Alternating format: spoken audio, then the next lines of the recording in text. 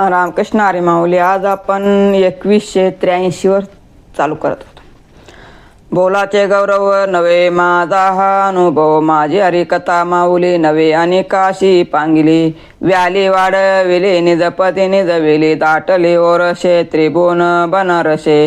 विष्णू जोडी कर माता रजवंदी हर, तुका म्हणे बळ तोरडी हा कळे काळ. हरिकथेचा गौरव मी केवळ बोलण्यापुरता करीत नाही, मला त्याचा महत्त्वपूर्ण अनुभव आलेला आहे. माझी ही हरिकथा माऊली तर साधनाच्या अधीन नाही, ती स्वयंपूर्ण आहे. माझ्या परमार्थिक वृत्तीला तिने जन्म दिला, वाढविले, मोठे केले, निजपती सुखाने निजविले. तिला ब्रह्मरसाचा पाना फुटला, त्याने त्रिभुवन व्यापून टाकले. तिच्या पुढे भगवान विष्णू हात जोडून वंदन करतात. भगवान शंकर तिच्या पायीच्या धुळीला वंदन करून ती मस्तकावर धारण करतात. तुकाराम महाराज म्हणतात, ती इतकी सामर्थ्यवान आहे की तिने कळे काळाला बांधून ठेवले आहे. शेवट तो भला माझा भाऊ गोड झाला, लोणीदाचा मोहरा भेट रुक्माईच्या वरा. परिहार झाला अवघ्या दुःखाचा मागिला, तुका म्हणे वाणी गेली आता घेऊ धनी. माझ्या सेवेचा परिणाम शेवटी मधुरच झाला. रुक्माईचा पती पांडुरंग मला त्याला भेटण्यासाठी मी आपल्या माहेरी आलो. अगोदरच्या सर्व दुःखाचा नायनाट झाला. तुकाराम महाराज म्हणतात, आता माझी वाणी अखंड हरिनाम घेण्यासाठी अधीर झाली आहे. तुझे नाम गाऊ आता, तुझ्या रंगी नाचो नाचो थाता. तुझ्या नामाचा विश्वास आम्हा कायचा गर्भवास. तुझे नामी विसर पडे तरी कोटी हत्यागडे, तरी कोटी हत्यागडे. नाम घ्या रे कोणी फुका, भावे सांगत असे तुका. भगवंत आता तुझे नाम गाऊन त्या रंगात थै थै नाचू. तुझ्या नामावर आम्ही विश्वास ठेवला आहे, आता आम्हाला गर्भवास कोठून असेल. तुझ्या नामाचे जर आम्हाला विस्मरण झाले तर कोटी हत्याचे पाप आम्हाला लागेल. तुकाराम महाराज म्हणतात, तुम्ही साऱ्यांनी भक्तिभावाने हे कल्याणकारी नाम घ्या असे मी तुम्हाला विनवून सांगत आहे. बाईल तरी ऐशी व्हावी नरके गोव्या निवार, गडोने दे तीर्थयात्रा केला कुत्रा हसतो हात सोका. आपुलीच करावी सेवा पुजवी देवा सारिके, तुका म्हणे गाड पशु केला नाशु आयुष्य.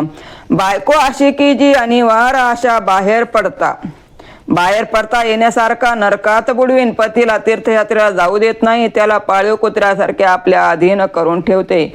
नवऱ्याकडून आपली देवासारखी पूजा करून घेते, आपल्या वस्त्रालंकाराची काळजी करून घेते. तुकाराम महाराज म्हणतात, अशा दुर्वर्तनी बायकोने नवऱ्याला गाढव जनावर केले व त्याच्या आयुष्याचा नाश केला. बाईल अधीन होय ज्याचे, जिने तयाचे अवहेलने पाहिजे जड द्वाड. कासया ते जंत जिताती संसारी, माकडाच्या परी गारुड्याच्या. बाईलेच्या मना येईल ते खरे, अभागिते पुरे बाईलेची. तुका म्हणे मेघ्या गाढवाचे, जिने कुत्र्याचे खाणे लगबगा. ज्याचे जीवन बायकोच्या आधी नाही, त्याचे तोंड जरी पाहिले तरी संकट ओढवते, इतके ते अपशकुनी वाईट असते. असले जंत समान मानव प्राणी संसारात का जगतात. त्याचे जिने म्हणजे गारुड्याच्या हातातील माकडासारखे आहे. बायकोच्या मनात येईल तेच खरे असे मानून जे वागतात ते अभागी जीव पुरेसे बायकोसाठी जगत असतात. तुकाराम महाराज म्हणतात, मेंढ्या गाढवासारखे यांचे जिने आणि कुत्र्याच्या मचमच खाण्यासारखे यांचे सर्व आयुष्य आहे असे समजावे. जगी मान्य केले हा तुझा देकार, की नाही विचार आहे पुढे. करीतो कवित्व जोडितो अक्षर, येणे काय पुरे झाले माझे. तोवरी हे माझी न सरे कर जो नवे विचार तुझ्या मुखे. तुका म्हणे तुझ पुंडलिकाची अन, जरी काही वचन करीशी मज. जगात तू मला मान्यता मिळवून दिली, तितकाच माझ्या सेवेचा मोबदला काय आहे काय. पुढे आणखी काही तुमचा विचार आहे काय. अक्षरे जुळवून मी कविता करतो, इतके केल्याने माझे कार्य पूर्ण झाले काय. जोपर्यंत तू तुझ्या तोंडून याविषयीचे विचार बोलून दाखविणार नाहीस, तोपर्यंत तुझ्या मागची माझी किरकिर थांबणार नाही. तुकाराम महाराज म्हणतात, देवा जर तू माझी कोणती फसवणूक केलीस तर तुला पुंडलिकाची शपथ आहे. कोंडी लागे माझ निरोधोनी द्वार, राखण ते बरे ते करा कारण. कागे हागे हरी करिता सापडला चोरी, गाला गाठी धरी जीवे माया त्रासया.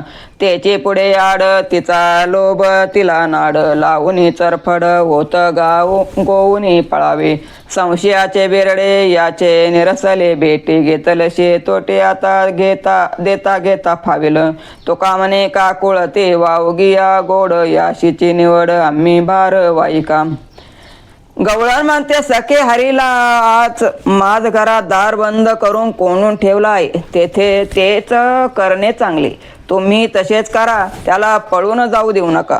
घरी चोरी करत असताना हा हरी चांगला सापडलाय. त्याला गाठ बांधून घट्ट धरून ठेवा. मायेला त्याने फार त्रास दिलाय. देवाने मायेच्या लोभाला प्रतिबंध करून तिला फसविले, कारण देवाने तिचे हात गुंतवून ठेवले व तिला चरफडत ठेवून स्वतः पळून गेला. तिच्या मनात आलेले संशयाचे बिरडे देवाच्या भेटीने तुटले. असा संसाराशी असलेला संबंध सुटला की हरीला घ्यावयास जावे अशा वेळी तो मिळतो. तुकाराम महाराज म्हणतात, मी काकुळतीने विनंती करतो की वागे वागणाऱ्यांना तू सोड, आम्ही संसाराचा भार वाहणारे आहोत, असा त्यांनीच निवाडा केलेला आहे.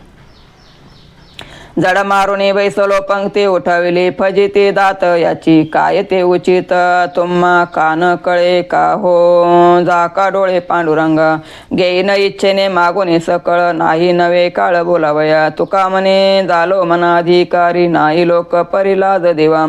मी झडप मारून पंक्तीत घुसलो, या पंक्तीतून जर मला कोणी उठविले तर अन्नदात्याची फजिती होईल. पांडुरंगा, अशा वेळी काय करणे योग्य आहे ते तुम्हाला समजत नाही काय? तुम्ही उगीच का डोळे झाकून घेतात? मला जे पाहिजे ते मी तुमच्याकडून मागून घेईन, तेव्हा तुम्ही नाही म्हणू शकणार नाही. तुकाराम महाराज म्हणतात, देवा, मी मान मिळण्या इतका अधिकारी नक्कीच आहे, मला लोकांची लाज नाही. माझ्या वडिलाचे मिराशी गा देवा, तुझी चरण सेवा पांडुरंगा. उपवास पारणे राखेला दार, वंटा केला व केला भोग वटा मालागी. वंश परंपरा दास मी अंकिता, तुका मोकलिता लाज कोणा. पांडुरंगा, तुझ्या चरणाची सेवा ही माझ्या वाडवडिलाची मिरासदारी आहे. उपवास पारणे इत्यादी गोष्टी करून त्यांनी तुमच्या दाराचे रक्षण केले आहे, आणि तुमच्या आणि पुढच्या आमच्या पिढीसाठी त्यांनी या सुखाच्या वतनदारीची व्यवस्था करून ठेवली आहे. तुकाराम महाराज म्हणतात, मी वंश परंपरेने तुझा सेवक आहे. तू जर माझी उपेक्षा केलीस आणि माझे अहित झाले तर त्याची लाज कोणाला वाटणार.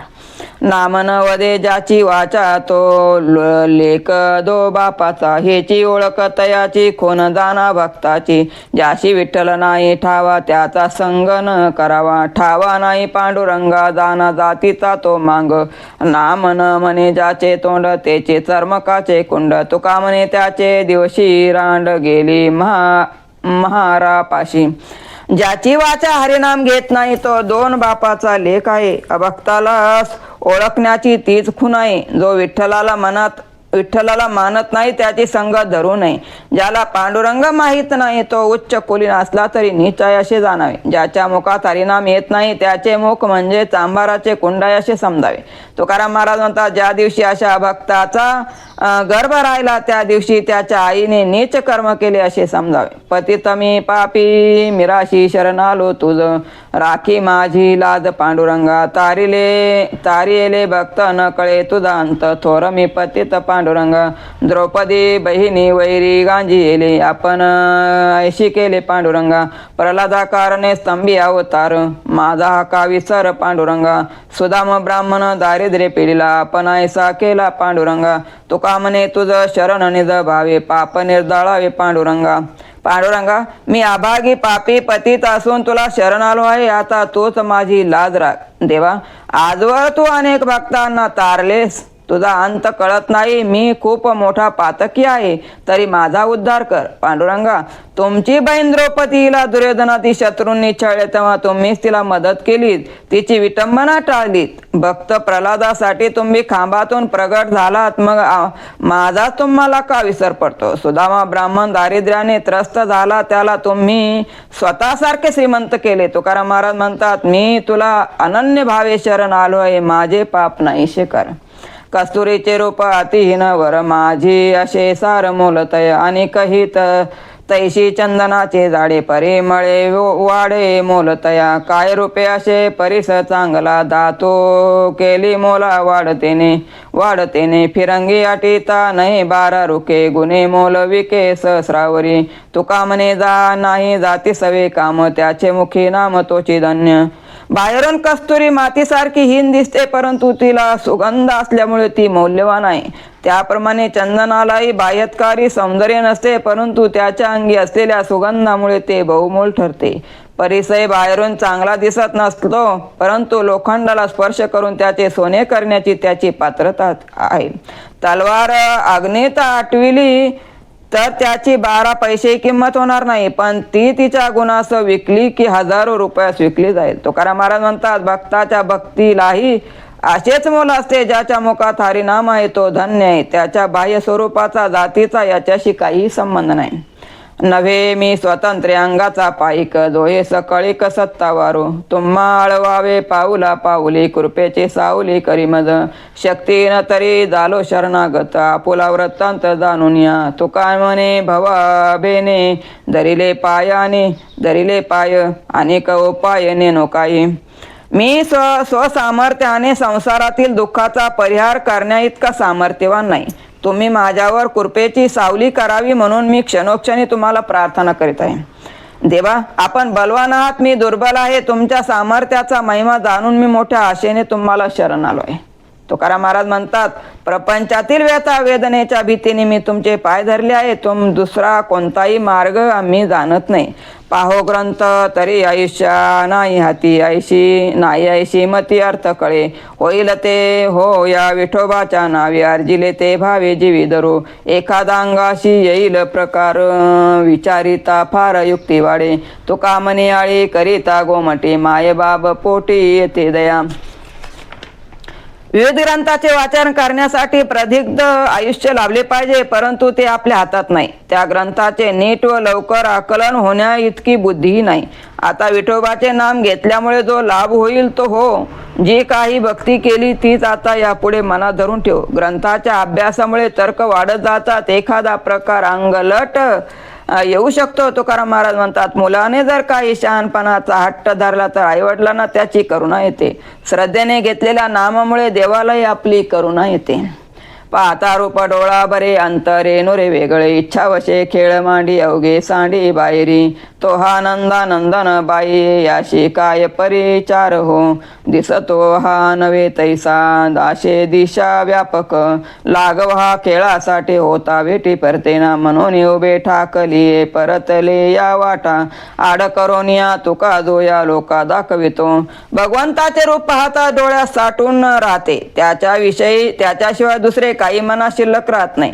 तो आपल्या मनाप्रमाणे क्रीडा करतो आणि अंतःकरणातील अन्य गोष्टी बाहेर टाकतो. बाई ग, हा नंदाचा बाळकृष्ण आहे, त्याला काय अर्पित करावे. हा जसा दिसतो तसा लहान नाही, सर्व दिशा व्यापून तो उरलेला आहे. जगाची उत्पत्ती स्थिती आणि लय याच्या लीला करण्यात तो चतुर आहे. त्याची वेळ झाली की मनुष्य परत परपंचाकडे वळत नाही. गवळण म्हणते, मी येथे उभी राहिलेली आहे, या भीतीने तो परत येईल म्हणून हा तुका लोकांना वाट दाखवित आहे. जळो माझे कर्मे दावे निज सुख वर्मे, ऐशे कळले आम्हा एक झालो नामाचे धारक. तयाचे सायासन लगे घ्यावा वनमास, तुका म्हणे येणे कळे काळ हे ठेंगणे. भगवंताचे नाम महापापाचे दहन करते आणि निज सुखाचे वर्म दाखविते. असे एक रहस्य आम्हाला समजले आहे. म्हणून आम्ही नामाचे धारक झालो. तपासारखे कष्टप्रद सायास वनवास याची आता काही आवश्यकता नाही. तुकाराम महाराज म्हणतात, या नामामुळे कळी काळही ठेंगणा होतो. काम क्रोध अहंकार नको देई, आशा तृष्णा माया लज्जा चिंता काही. वास पंढरीचा जन्म सदा देई, अनेक तुझे मागणे तुझ नाही. कृपा दे दान हरी मज कृपा दे दान, नाही तिमिर दाखवावी चरण. आर्त पुरवावे भेटी देऊन, नको उपेक्षु आलिया शरण. नामाखंड हृदय राहो वाणी, न पडो विसर क्षण जागृती स्वप्नी. संत समागमाय साधे लावूनी, अनेक तुझे काही ज्ञेने तुझ वाचुनी. पंथ पुरीचा रवी सुत पुरे आता, आड करावा भव सिंधू ऐसा नव्हता. नाही अडथळा त्रिलोक्या माझी सरता, विनवी तुकया बंधू चरणी ठेवणी माता.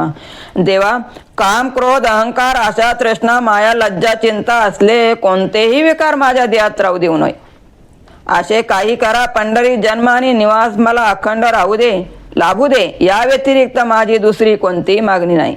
हरी, तुझ्या कृपेचे दान मला दे आणि माझ्या अंतःकरणातील अज्ञान अंधकार दूर कर. तुझे पाय मला दाखव, माझी एवढी इच्छा पूर्ण कर, कारण मी तुला शरण आलो आहे. माझी उपेक्षा करू नको, सतत तुझे नाम माझ्या हृदयात राहावे. माझ्या वाणीत यावे, जागेपणी किंवा झोपेतही त्याचे कधी विस्मरण होऊ नये. अशा अवस्थेत राहणारे जे संत राहत असते आहेत ते तुझ्याशिवाय अन्य कोणालाही ओळखत नाहीत. मला या संतांचा सहवास लाभू दे. तुकया बंधू म्हणता, सूर्यपुत्र यमाच्या गावाकडे चालत राहण्याचा रस्ता आता पुरे. हा भवसागर माझ्या दृष्टीसमोर नाहीसा करा. तुमचा अधिकार असल्यामुळे तुम्हाला या त्रिभुवनात कोणी विरोध करणार नाही, म्हणून तुमच्या पायी मस्तक ठेवून मी तुम्हाला विनंती करीत आहे. तटाचे जातीला नाही बिड बार, लाता मारी तोड राहण परित्या विशेष मनुष्य गोवनी करी खंडमान वडिलाचा. वेरसा गाढव मायना बहीण, बुंके चविविन बलतेचे. तुकया बंधू मने बोकड मातलेन, विचारे आपुले तोंडी मुते. तटाच्या जातीला कोणाची भीडभाड नसते, म्हणून ते लहान थोर न जाणता वाटे त्याला लाथा मारते. मनुष्य असून जो थोराचा अपमान करतो तो तटापेक्षा ही नाही असे मी समजतो. जो आईवडिलाचे मान व देवा ठेवता वाच्य अपशब्द बोलतो तो गाढवाची अवलाद आहे असे समजावे. तुकया बंधू म्हणतात, माजलेला बोकड अविचाराने आपल्याच तोंडात मुततो. माय जवा खर गाढवाचे बीज, ते ऐसे सज कळो येते. अपमानिले जेने श्रेष्ठाचे वचन, त्याची कोण ओळखावी. मद्दापी तो पुरा अधम यातीचा, तया उपदेशाचा रागवाया. तुकया बंधू मने पिसळले सुने, अपपरतेने न विचारावे. आईशी गैरवर्तन करणार तो गाढवाच्या पोटात आहे असे सहजच लक्षात येते. ज्यांनी थोराचे वचन पाळले नाही त्यांचा अपमान केला आहे, तशी त्याची खून जाणावी. दारू पिणारा खालच्या जातीचा असतो, त्याला कोणी सन्मान मार्ग दाखवून गेले तर तो सांगणाऱ्यावरच आकारण रागवतो. तुकया बंधू म्हणतात, पिसाळलेले कुत्रे चावताना आपला परकासा भेद ठेवत नाही. मत्स्य कुर्मशेष कानाचा आधार, पृथ्वीवर भार वाहवया. काय दाकामा कासे याची चिंता, ऐसा तो असता सायकारी. शंखचक्र गदा आयुधे अपार, वागवितो भार भक्तासाठी. पांडवा जो हरी राखिले कुसरी, तो हा बंधूचा कैवारी तुकयाच्या.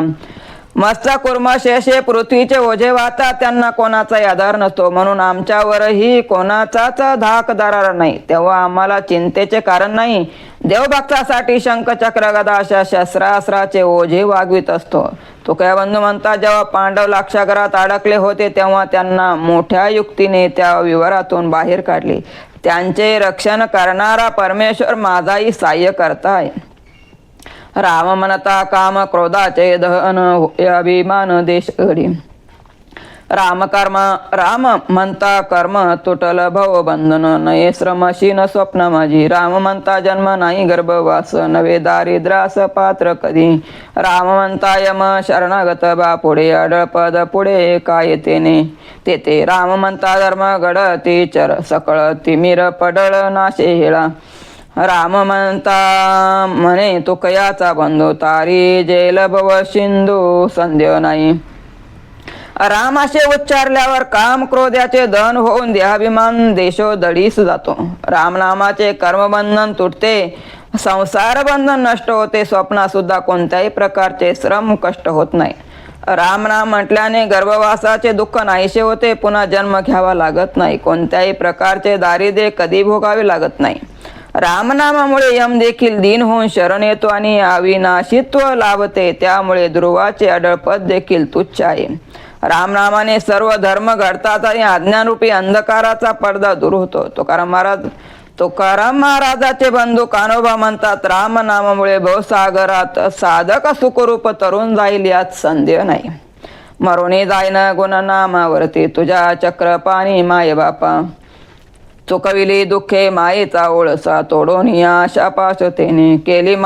केली काया तनु हिवशी शीतळ, चिंता तळमळ नाही ऐशी. काळे तोंड काळ करून राहिले, भूत मात्र झाले सज्जन सखे. तुक्या बंधू मने अवघ्या दस दिशा, मुक्त रे परेशा तुझ्या पुण्ये. हे चक्रपाणी माय बापा, तुझ्या गुण नामावरून मी आपला देव वळून टाकीन. कारण तुझ्या गुणनामाने माझे आशा पाश मायेचा विळखा चुकून सर्व दुःखे चुकविले आहेत. माझा देह त्रिविध तापाने दग्ध झालेला होता, तो अतिशय शीतल केला म्हणून मला दुःख चिंता करण्याचे कारण नाही. काळ पुरुष तोंड काळे करून लपला आहे. सर्व जीव मात्र माझे सगळे नातलग झालेले आहे. तुकाराम महाराजाचे बंधू म्हणतात, भगवंता तू सर्वाधीश असून सर्वाच्या पलीकडे आहे. त्या तुझ्या पुण्याईने मला साऱ्या दिशा मुक्त झाल्या आहेत. आता मागतो हे ऐक नारायण, भावपूर्वक मनापासून असो दे मोकळे. जेव्हा जरी गाईल गुण नाही तरी खिळून टाकी परती. मातेच्या परी देखती पर नारी, ठेवी नेत्र तरी नाही तरी नको. तरी बरे काटाळा करीशी निंदा स्तुतीचा, नाही तरी कानाचा देख प्रयत्न. सकळ इंद्रियाचा निग्रह करून एक राखावी प्रथक तोडून भ्रम. तुक्या बंधू म्हणे तेची वाट प्राण पडत नारायण विसर तुझा. हे नारायणा, मी मनापासून जे काही मागतो ते ऐका. माझी जीभ जर तुझे नाम घेणार असेल तरच ती मोकळी ठेव, नाहीतर ती बंद कर. जर माझे डोळे परस्त्रीला माते समान पाहणार असतील तरच ते ठेवा, नाहीतर मला ते नकोच. माझे कान कोणाची निंदास्तुती ऐकण्याचा त्रास न घेतील तरच बरे, अन्यथा ते बैरे होतील. असेच कर. माझ्या सर्व इंद्रियांना दंड करून त्यांचा वेगळा असलेला भ्रम दूर कर व तुझ्या चरणी ती एकनिष्ठ राहील असे कर. तुकोबाचे बंधू म्हणतात, नारायणा तुझा जर विसर पडत असेल तर प्राण ठेवून काय करायचे आहे, त्याचे प्राण जाऊ दे. नमस्कारे भूते विसरोनी याती तेने आत्मस्थिती जाणीतली. परोपकारी वेचिले शक्ती तेने आत्मस्थिती जाणीतली.